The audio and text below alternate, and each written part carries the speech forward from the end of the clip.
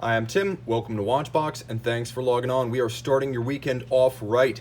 Everything you see here is for sale. Names, references, and prices when available in the description below. Reach out to me directly, tmosso at thewatchbox.com, for all of your questions about purchase, pricing, condition, accessories, extra photos. Everything is available. Let's jump right into the program with a big piece. I used to start slow and then gain speed, but I like the idea of dropping a monster watch right out of the gate. Today we're discussing a model launched in 2013. This is the Lange Söhne 1815 Rattrapante Perpetual calendar, 41.9 millimeters in platinum. You can see this is an exquisite watch of outstanding construction inside and out, absolutely overwhelming in its complexity and artistry. Now on my 16 centimeter circumference wrist, the watch at basically 42 millimeters is not a huge timepiece, but it has a lot of presence. You can see it fills my wrist up. I wouldn't wear it on a wrist smaller than 15 centimeters circumference. You can really feel the heft of it, but it has an accessory rarely seen on Lange watches, and that's a full deployant clasp. And on a platinum watch, this is wonderful because it helps to counterbalance the watch when it's on your wrist. It also provides protection from droppage while donning or removing. Now there's a lot going on the dial. The dial, by the way, is made of sterling silver, so it too is precious metal. You have a chronograph that can be used conventionally or in a split-second or rattrapante fashion. Gold split-second hand, or I should say you have a gold primary and a blue split-second hand. You have a moon phase just below with a adjustment interval of over 100 years. And by the way, the moon phase disc is itself composed of gold, white gold. The dial, featuring a power reserve up at the top and the perpetual calendar complication, has a lovely crosswise symmetry about it. You could split it top to bottom or side to side and it would be beautifully symmetrical. Now turn it all over and you have caliber L1011. 42-hour manual wind power reserve. You can see it is blessed with not one, but two separate black polished column wheels. You can see the pincer system in the center that allows the split-second chronograph to read two separate split-second intervals. The lateral clutch is fully jeweled, and you could see it in action as well. Beautiful German silver, nickel, copper, zinc, golden hued bridges and plates with double freehand engraving on both the half bridge for the clutch as well as the balance cock below. It is gorgeous with 631 parts, all of them hand finished. This is a feast for the eyes and the artistic sensibility. Now we're not done with Lange, not by a long shot.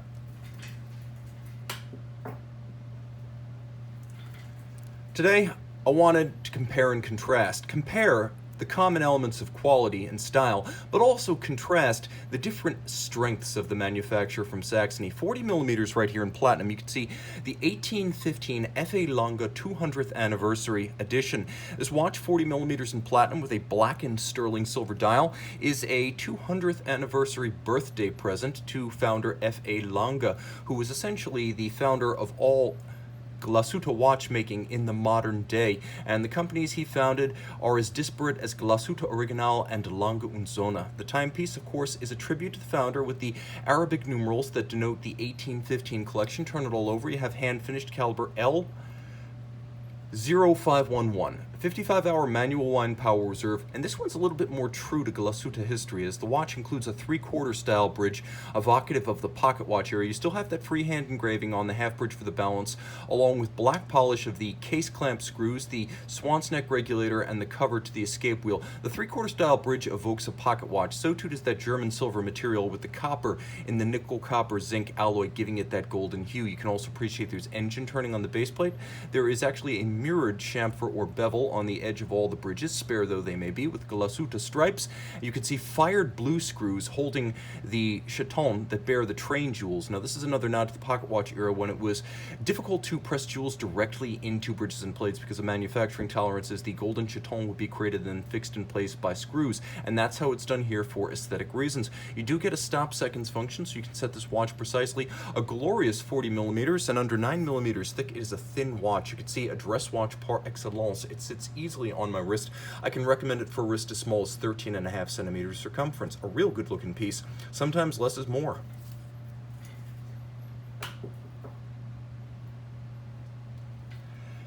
This might be the coolest IWC Portuguese ever made. The model you see here was made in a 50-piece limited edition in the fall of 2006 for Sincere Watch of Singapore.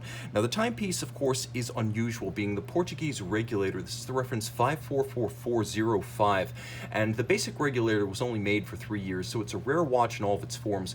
43.1 millimeters in satin finished titanium. The watch includes lovely rose gold accents on its Regulator style dial, which, as per the regulating clocks once featured in watchmaking studios, has 3 clear and separate displays for hours, minutes, and seconds. Thus, it is a regulator. It too has a cruciform symmetry about it with a black dial, and underneath all of this, you can see the caliber 98245. You can see the Sincere Holiday Season 2006 crest on the balance cock. So this is a special movement made for the regulator, but then signature stamped Sincere. So it is distinctive and specific to the model. It is a pocket watch style movement. It's the first Portuguesers of 1939, the reference 325, originally created for the importers of IWC to Portugal, hence the Portugueser term.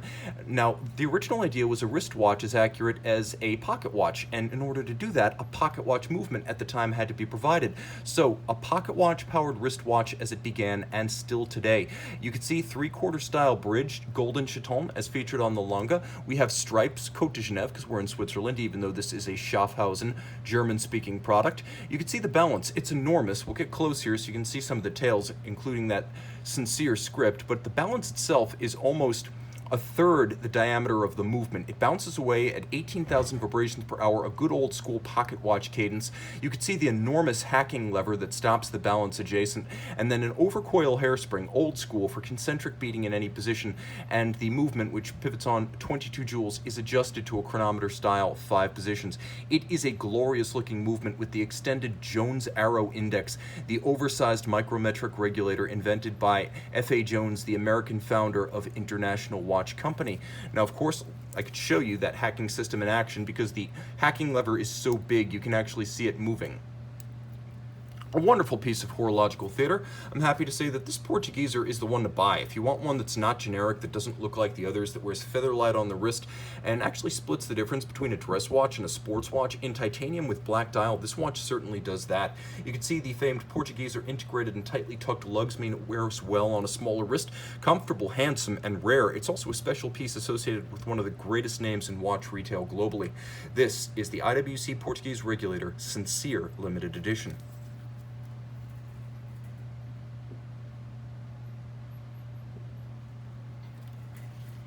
While we're speaking of German-speaking watches, we may as well discuss a model that launched in 2009 at Baselworld and remains one of the most accurate and exacting chronometers on the market. A German-certified chronometer, LMET SLME certificates. This is the Glashutte Original Senator Chronometer.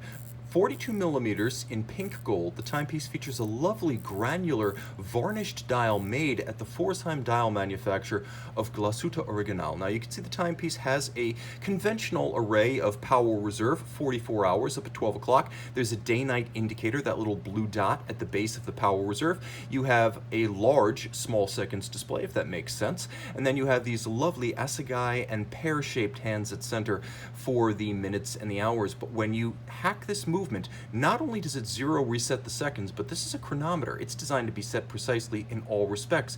You have a full jumping minute display that allows you to jump in 1 minute increments, always perfectly aligned with the minute index.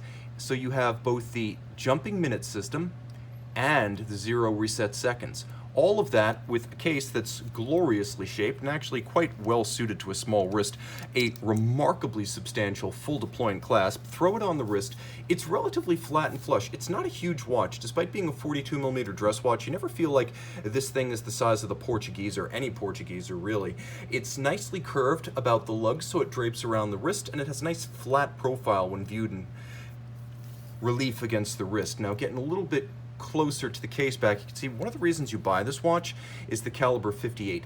It is glorious. This is finish and, I should say, design flair worthy of a Lange, albeit executed in Glashutte Original's own style. The original Lange Söhne, if you were to trace the corporate continuity from the 1840s to the present, it is not the modern Lange company. The legal successor to the original Lange Söhne is Glashutte Original, and you can see why.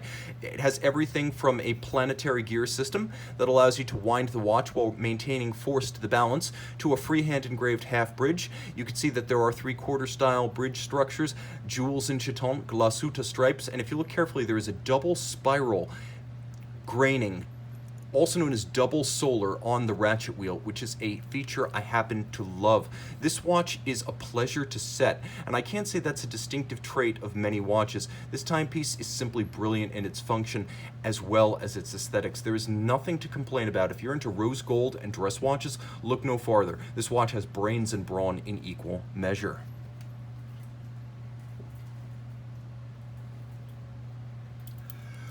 While we're running the table with German-speaking watches, we may as well speak of a sports watch for once. This, of course, built in Schaffhausen, is the IWC Big Pilot's watch.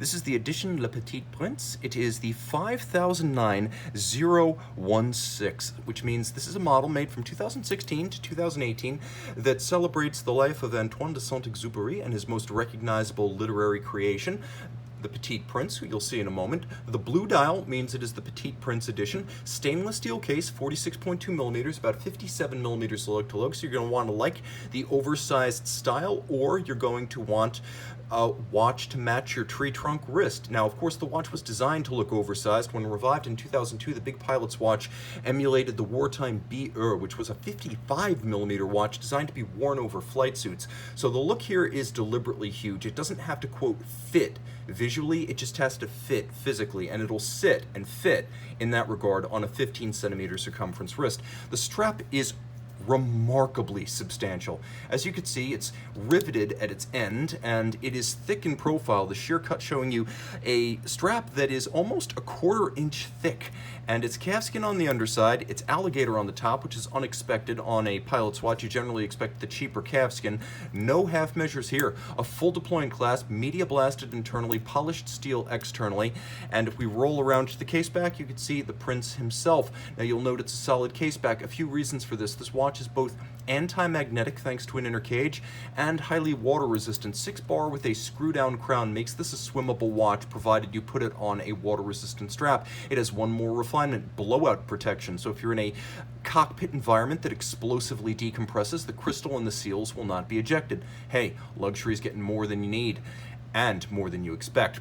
Blue sunburst dial, I don't know how well that's playing on my camera. It's a gorgeous blue metallic sunburst. 7-day power reserve indicator, and I should also mention inside the case, IWC manufactured caliber 51111. 7-day power reserve, automatic winding with the Peloton pawl-based winding system invented by Albert Peloton for IWC in the early 1950s. It has a free-sprung balance and overcoil hairspring, both contributing to fine timing as well as durability. It is one of the world's largest automatic calibers at about 37 millimeters in diameter. It also features hacking seconds and a quick set date and 5-position adjustment. This is a technically accomplished watch that is also considered to be perhaps the essential IWC sports watch alongside a Mark Series pilot's watch. So if you've got the wrist or the inclination, this is a great way to go big for summer 2020. That said, it's not the only way to go big, as in 2019, Rolex launched a new version of its Sea-Dweller 43. This is the 126603 yellow gold and stainless steel. It's a 43 millimeter diver, and as you can see, this is a Sea-Dweller in every regard. Big, bold, equipped with the helium escape valve in profile, with a lovely gold Sea-Dweller script at 6 o'clock. This watch, more than anything else, reminds me of the ultra rare and hyper collectible Rolex Deep Sea Special Two-Tone that was made during the 50s and early 60s. Yes, the Marianas Trench Challenger Deep watch had a two-tone version, and this watch right here channels the spirit of that. So this doesn't just represent a fashionista streak at Rolex, but also a reflection of their real history. 3-day power reserve, and as you can see, 4,000-foot water resistance with the helium escape valve. Let's hear the bezel right here. world-class bezel feel and sound, and you can see there is a ceramic insert inside the yellow gold bezel with yellow gold deposits for the indices and numerals. If you look closely on the dial, you can see that there are also yellow gold hands and indices. The watch includes a glide lock sliding extension system that allows you to make 10 2mm incremental steps or pull out all the way for 20mm of total adjustability. You also note the use of a half link to allow proper sizing. It's an impressive watch and perhaps not as thick as you might have expected. If you're comparing this to the Deep Sea, no, it's nothing like the Deep Sea in fit. It is far thinner in profile, and I feel our first loom shot of the day coming on.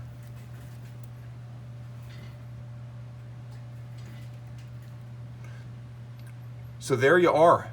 It is blue by night, steel and gold by day. Note the luminescent pearl on the bezel, as well as the fact that the seconds hand is also loomed. Every single dive watch should have a loomed seconds hand. Rolex, I approve.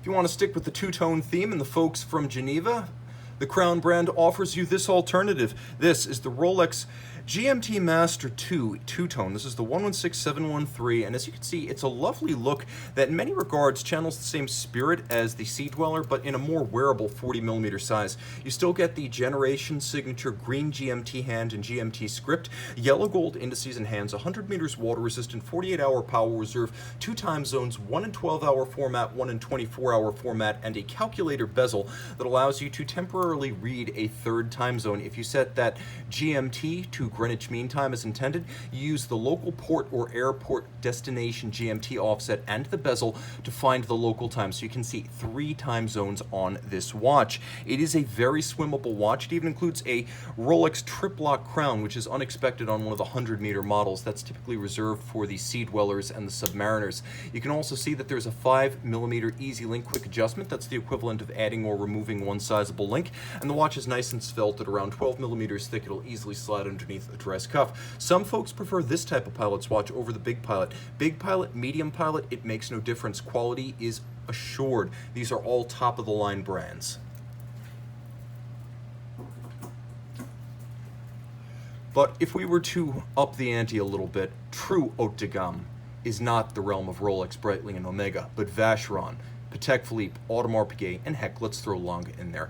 This is the 2018 black dial version of a watch launched in 2016, the Vacheron Constantin Overseas Generation 3. This is the self-winding model, 11mm thick by 41mm in diameter, stainless steel. The dial's lovely with white gold hands, aperture for the date, and indices. It also has nice depth with that Rayhaut outboard for reading the minutes and seconds.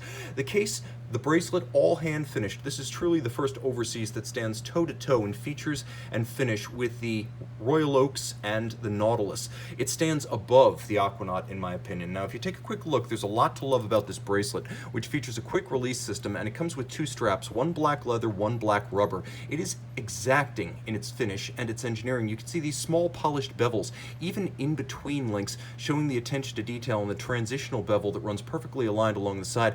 Every individual link is removable on both sides of the bracelet for precise sizing, and you can see that there is a 1.5mm micro adjustment built into not one but both sides of the bracelet. You'll also see a first for the Overseas family, Generation 3, introducing a display case back. You have a 60-hour power reserve Geneva hallmark movement adjusted in 5 positions like a chronometer. I love the rotor, 22 karat gold with 1, 2, 3, 4 different types of finish and hand engraving.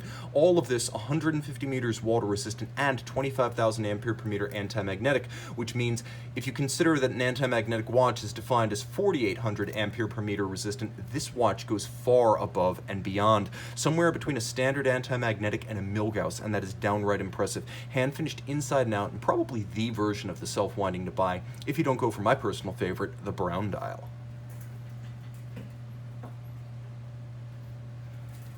All right, jumping to our friends from Patek Philippe, sticking within the confines of Geneva, we're talking about a watch that launched 4 years ago and probably has to be considered the most purely striking version of the 5205 annual calendar. This is a model family launched back in 2010, and it doesn't play well when you look at it on the internet because it looks like this. You miss the scalloping and evacuation of the lug profiles, which are concave and mirrored, and also, as you can see, completely skeletonized all the way through on both sides. There's a handsome scalloping that extends into the case flank, again on both sides, and a concave profile bezel that visually pairs the mass of this 40mm annual calendar watch. If you're like me, you prefer aperture calendars. Little rotating registers are tough to read. This is better. Wednesday, the 15th of April. 24-hour dial down at 6 o'clock that allows you to know when not to adjust the calendar using the push adjusters, and there's a 24-hour dial coaxial with a moon phase that has an adjustment interval of 122 years. Roll it all over. It's a version of the Caliber 324, automatic winding, quite handsome, silicone hairspring, anti-magnetic. You can see this watch is adjusted in 6 positions with the Patek Philippe seal. When you have the silicone hairspring, Patek Philippe seal, and 6-position adjustment, the watch is guaranteed from the factory to run no worse than -3 + 2 seconds a day. So it is not only more beautiful than your standard chronometer watch, it is also more accurate. The annual calendar needing adjustment once a year during the jump from February to March, it was Patek Philippe's original horological innovation back in 1996 when they patented the first ever annual calendar. This, in my opinion, is one of the best ways to get into the signature complication of Patek Philippe.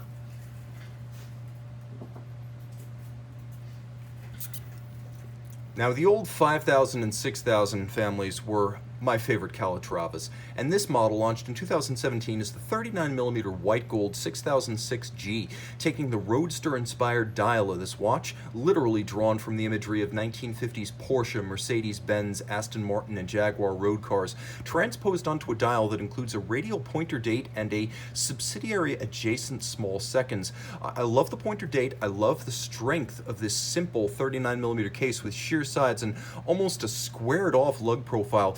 Lugs robust enough to be fitted to a sports watch, and when you turn it over, you discover something truly special here, one of the rare applications of the premium Patek Philippe automatic, the 240, not the center rotor 324, in a Calatrava. It allows the watch to be exceptionally thin in profile and allows you to see the entirety of the movement for which you've paid. No rotor, no winding bridge blocking the array. 38 to 48 hour power reserve, 21.6 beat rate. You can see this one too features the Patek Philippe seal and a silicone anti-magnetic hairspring.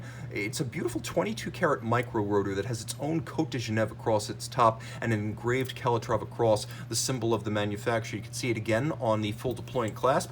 Throw it on the wrist, and the strength of the lugs gives an impression of a sportier and larger watch. It's not overpowering, but it is striking. It is pronounced. It's not a soft watch. It's a hard watch. Hard angles, hard thrusting sculptural forms. The watch is effectively a juxtaposition of the sensuous, I would say, feminine elements, the domed bezel, the curved profile, and of course the masculine elements, the hard angles of those almost Carrera-style lugs. This is probably the most interesting and unusual Calatrava in its latest version. 39mm in white gold. This is a real opus.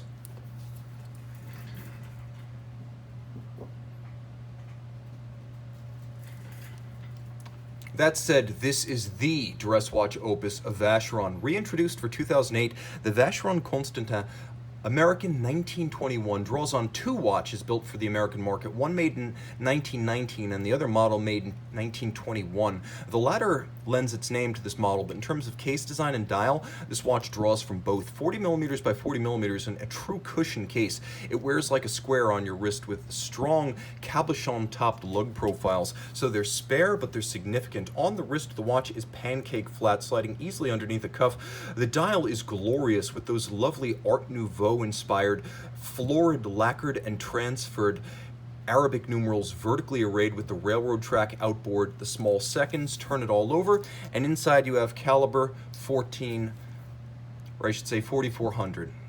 This is the 4400 that actually debuted in 2018 on this model. So for the first time ever, this movement was launched in this watch, so they were really designed as a pair, which is why the sizing is perfect. Now, it's a 65-hour power reserve, which is technically impressive, but it's also a 5-position adjustment like a chronometer, and as you can see, this is probably the more interesting of the manual wind Patek, or I should say Vacheron calibers.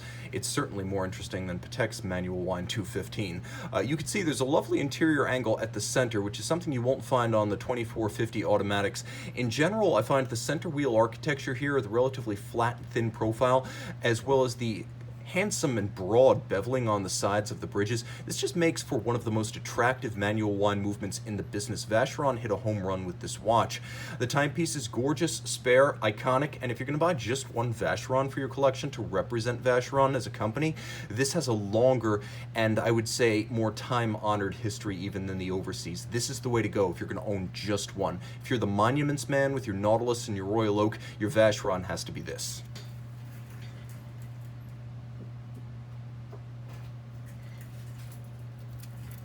All right, Grand Seiko. This is a brand on the rise. Whenever I show a Grand Seiko on the show, people go nuts, and it's easy to see why. Grand Seiko dials are spectacular. Their cases are the standard of the world. The movements are as good as anything you'll get from Rolex and Omega, and ultimately the rarity and the prestige that comes with a brand not yet common in the West sways a lot of collectors to consider their first Japanese-made watch. Now this is a model launched for the 60th anniversary of Grand Seiko in, well, the year 2020. 1,500 pieces in stainless steel, 40 millimeters. This is the Heritage Collection SBGH 281. So the dial is what's known as Grand Seiko's signature blue, a truly bewitching dark blue. This is not the blue you saw on the IWC. It's a darker, I would almost call it purple inflected blue with a metallic tone and tinge. All of the dial furniture, from the gold Grand Seiko logo to the indices and the aperture for the date, even the hands, are individually hand finished. The case is the 44GS polyhedron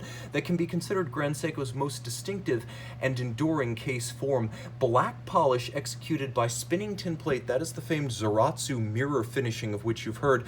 The foremost practitioner of that Zalitz machine polish are the folks at Grand Seiko. You can even note how the faceting at the end of the lugs has been achieved to micrometric precision and symmetry from side to side and end to end. Now this watch is water resistant to the point that you can swim with it 100 meters. It's also a high beat automatic, which means that it has a El Primero like 36,000 vibration per hour beat rate. You can see the Grand Seiko lion on the case back. It is individually numbered out of 1,500.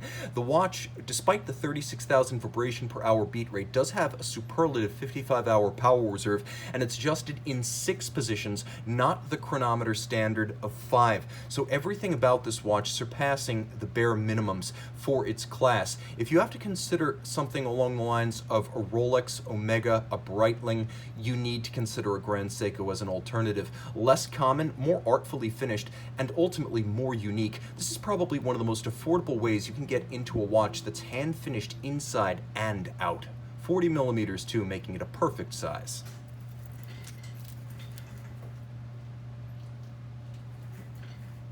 If your sports watch budget and your budget for a bracelet stretches mile high, well, don't worry, you won't need it for this watch. Possibly one of the fairest and most honestly priced platinum watches in the business. The Journe Linesport Chronograph Monopussoir Rattrapante debuted in 2018, and this was the final version to bow. The best of them all, the platinum with the blue mauve or purple mauve dial. It is a 44 millimeter complication, actually compound complication, as it's both a split-second chronograph and a grande date. You can see it is an ultra-flat watch, only 12.2 millimeters thick and beefy in platinum, with a matching blue mauve ceramic insert about its tachymeter bezel. The timepiece has a lovely dial featuring the characteristic Journe dial side bezel for sub-registers and the double-digit date, the return of a date on the Journe chronograph for the first time since the Octa chronograph disappeared in 2007. Now what I really like about this version is that it has the rubber bumpers. A lot of folks are divided on this. Do you like with or without the bumpers? For me, when you have this extraordinary chiseled finish, you want to do everything you can to protect it. And the rubber bumpers work. I've seen Linesport watches from 2012 and 2011 that have not a scratch on them because all of the contact points in rubber are designed to protect the watch. You can see them on the case flanks, you can see them on the crown flank.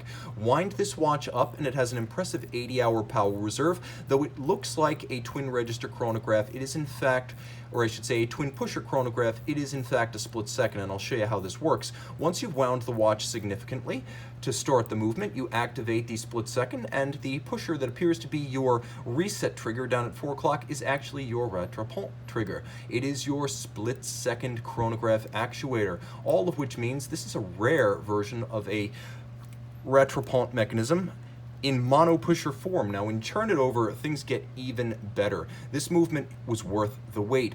Pioneered on the 2017 only watch Monopussoir, this is actually an improved version of that watch, as the lateral clutch has been replaced by an oscillating pinion, which allows the chronograph to start without the jump or stagger typically associated with lateral clutches, but it gives you the big visible open case back that you get with a lateral clutch. It's the best of both worlds, no jump or stagger, but you also get to see your movement. Now what I love here is that you have two black polished column wheels, one for the split-second mechanism, one for the standard chronograph functions. It beats away at 21.6, and the entirety of the bridges and plates are in red gold. Not rose, not pink, red gold. A truly gorgeous movement worthy of a watch this grand. You can see it's perfectly sized to fit the case. This is probably the best FP Journe sports watch available right now for a combination of color components, heft, premium feel, look, the sheer impact it makes, not just to onlookers, but to your eye. When it's on your wrist, you feel special when you wear this watch.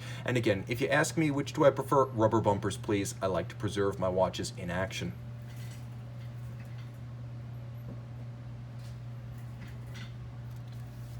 Sticking with the FP Journe Octa Sport theme, not everyone likes a chronograph. Remember, the line sport watches per FP Journe are swimmable. So what you're looking at here is a watch in titanium at 44 millimeters, part of the 44 millimeter family that bowed in 2018. This is an all-the-time watch. Never take it off. Shower with it, swim with it. You're good to go. Ceramic bezel insert, a lovely gray dial featuring a day-night indicator, a power reserve indicator for the 160-hour power reserve, double-digit date with quickset, and a handsome smoked sapphire small seconds disc down at 6 o'clock. Now here you see we also have those rubber bumpers. We also have a lovely darkened titanium bracelet and clasp. When you go inside, things are a bit different here. You had red gold for the Monopussoir.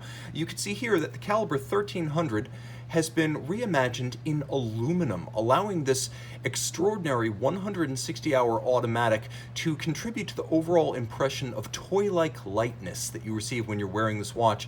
Now, it features a cool techno-industrial nickel anthracite coating, 5-position adjustment like a chronometer, 21.6 beat rate with toughness thanks to a free-sprung balance. You'll appreciate that the rotor is custom for this model, and it's not simply the guilloche rotor you find on the standard Octa. This one also has more of an industrial, mechanized look to it, a lovely appearance, and as you can see, consistent with the theme of this watch, which is almost unnerving lightness, absolute comfort on the wrist, and versatility. The loom shot is also something to remember. Let me show you. Let's do a loom shot.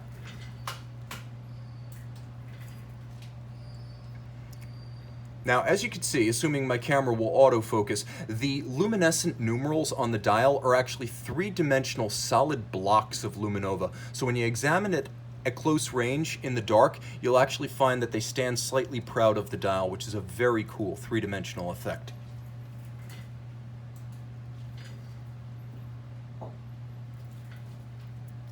Sticking with high horology, but in a friendlier size and packaging, let's talk about perhaps the most sought current generation non-jumbo Royal Oak. This is the scarcely seen 37mm stainless steel 15450 silver dial Royal Oak 60-hour power reserve, and with a screw-down crown, this one is swimmable as well. This is a timepiece that really comes closer to the original Gerald Genta vision of what the watch was supposed to be, somewhere between a sports watch and a dress watch, than the 41mm. The 41mm feels like a Royal Oak offshore. I don't feel comfortable when I wear it. This, for me, would not only be my choice, but you can see with your own eyes that it's the logical choice if your wrist is 16 centimeters circumference or smaller. It's a timepiece that's beautifully proportioned, immaculate, hand-finished inside and out, and with that pantograph lathe-cut dial, it's everything you imagine when you promise yourself that Royal Oak. If this is your grail watch, the Royal Oak, you owe it to yourself to consider a watch that is both less common and thus more collectible and better proportioned than its bigger brother. When you look at the internals of the watch, you could see that there is absolutely no artifice or compromise. The inside of this watch is mechanically exactly the same that you will get with a standard 15400, and as you can see, it is the 60-hour power reserve Audemars Piguet 3120. Quick set date hacking seconds, full balance bridge with a free sprung index. This is a much tougher movement than you'll find in the Jumbo, and it has an extra 20 hours of power reserve. So like I said, this is one of those watches that you will keep as an heirloom. It's a timepiece you promise yourself years in advance before you have the savings and the station and the job and the circumstances to buy it. You may as well buy the best, and in my opinion, this is the best of the current Royal Oaks, not called Jumbo.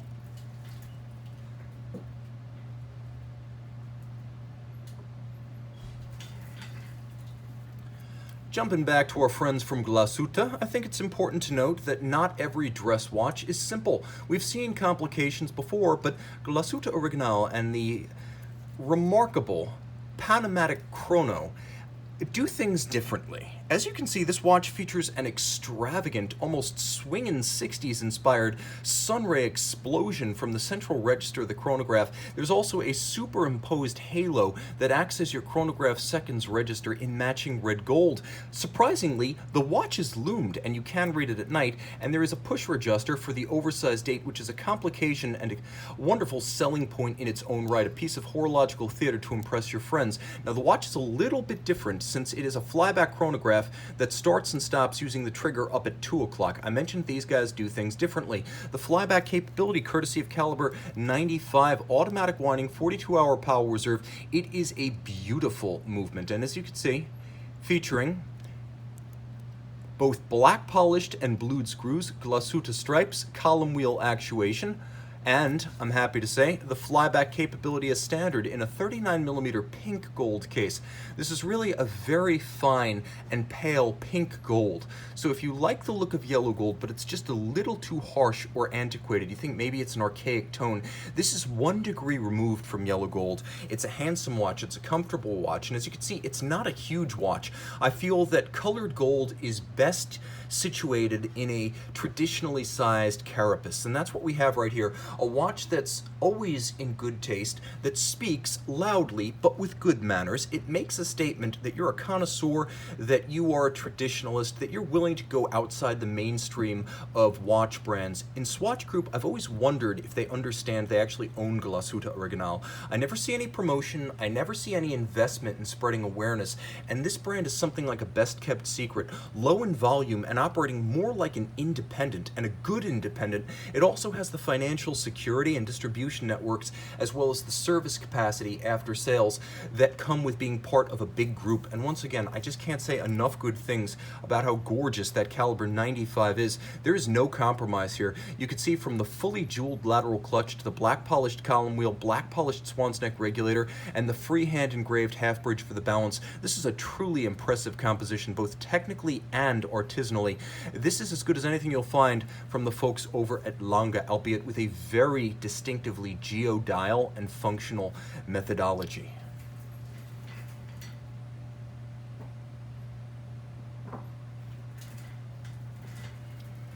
If you're going to buy just one sports watch on today's show, make it this. This was the most impressive new watch I saw at Baselworld 2016, also known as the last real Baselworld. 46mm in black ceramic. This was not only the first all-ceramic watch from Breitling, but this Superocean chronograph, Chronoworks, was a $40,000 100-piece limited edition featuring every technology Breitling could muster in one case. Let's talk about the basics of the fit first. Being 46mm, it's large, but being ceramic, it's also light. You can see in profile the screws fixing the bezel to the case. That's a captive bezel system, just like used by Zinn, meaning it is a very tough assembly. Being entirely ceramic, it's almost entirely impervious to scratches, which is exactly how I like it. I have to say that as I get older and mature as a collector, scratch resistance becomes a bigger and bigger priority because I abhor refinishing and polishing.